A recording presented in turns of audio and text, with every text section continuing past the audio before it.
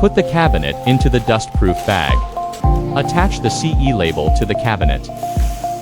Put the desiccant in.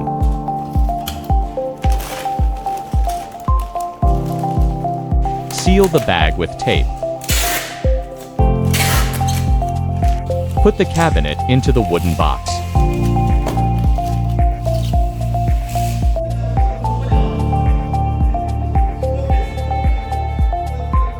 Use foam cotton to protect the cabinet. Close up the wooden box.